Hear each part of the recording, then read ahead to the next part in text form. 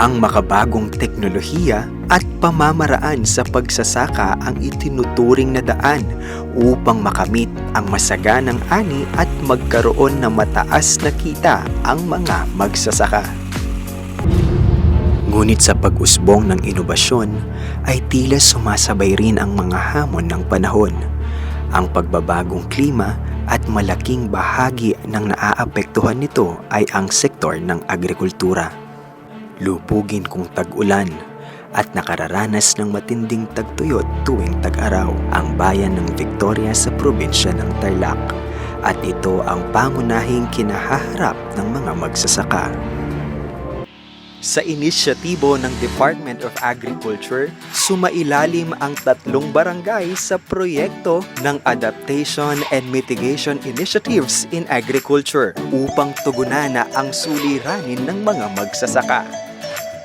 Ang Barangay Balayang, Cruz at Mangulago ang napiling pilot recipients bilang Community-Based Action Research for Climate Resilient Agriculture. Dati-dati, nung hindi pa kami nag-aaral tungkol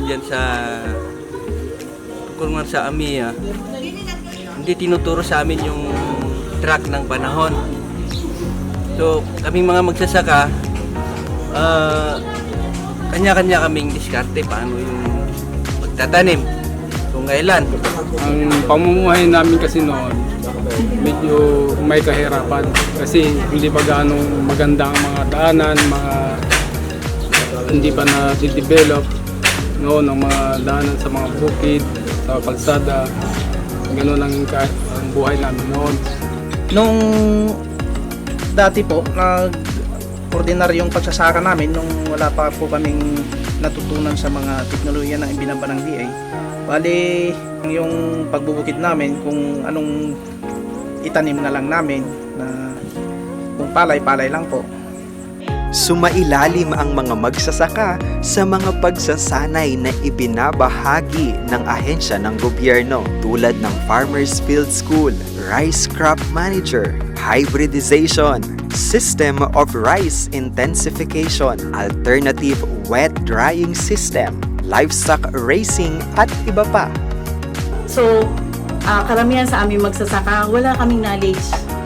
Dahil sa ginawa at gabay sa amin ng AMIA, 50% nadagdag sa mga ani ng aming miyembro, especially noong inopen nila sa amin ang hybridization. Ngayon, sa pagtuturo ng AMIA, naibahagi nila sa amin yung cropping calendar. Natutunan namin ang pagtatanim sa tamang panahon. Bilang bahagi ng AMIA project, nagpamahagi ang kagawaran ng mga libreng binhi ng palay, gulay, mga makinarya at teknolohiya, kambing at biik upang magamit ang kanilang kaalaman sa pagsasaka. Sa ngayon po, malaki po ang pagbabago ng aming mga pamamaraan sa pamumuhay, lalong-lalo na nung kami po ay bigyan ng mga ayuda ng gobyerno, lalong-lalo na sa hybridization na siyang nagbigay sa amin ng magandang ani, karagdagang kita upang matugunan ang mga kakulangan ng aming mga pag-aani noong unang panahon. Dati mga umaani lang kami ng 80 sa isang hektarya.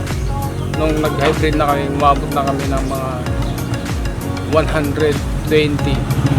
Marami po kaming natutunang teknolohiya, katulad po ng pagpili ng tamang variety sa tamang lugar, pamamahala ng peste, tapos sa pamamahala ng pataba.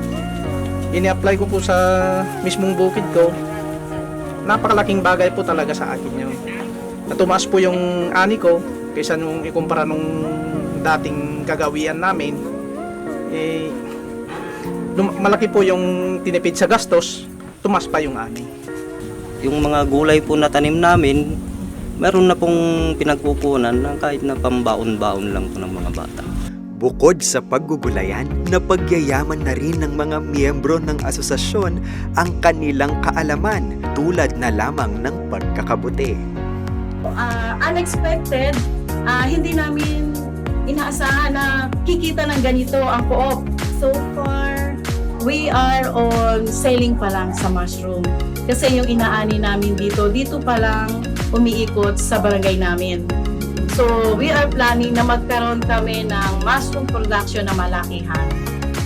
Kasi nakita na namin yung needs, nakita na namin yung financial na maibibigay nito sa aming mga miyembro, at nakita namin na malaki ang maitutulong nito sa amin.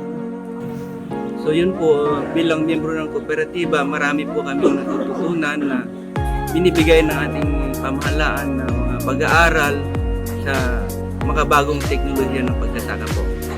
Kumpara noon na yung aming mga traditional na pagsasaka, kumpara noon, mas knowledgeable na sila ngayon na kaya na nilang makipagsabayan sa pabago-bagong panahon. AMIA helps us a lot in everything. Mula sa pagsasaka hanggang sa mga livelihood projects ng kooperatiba.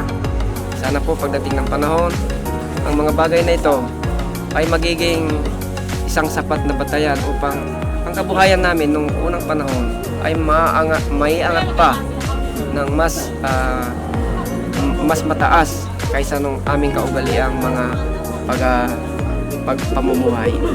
Kami po na Palayaman Agriculture Cooperative ay lubos na nagpapasalamat sa DA na siyang nang-aantabay sa amin, lalo na dito sa aming mga ginagawang mga pag-aaral sa pamamagitan ng AMIA, ng Adaptation Mitigation Initiative in Agriculture, na siyang nagiging patayan namin upang lalong mabihasa kami sa aming mga ginagawang pagsasaka.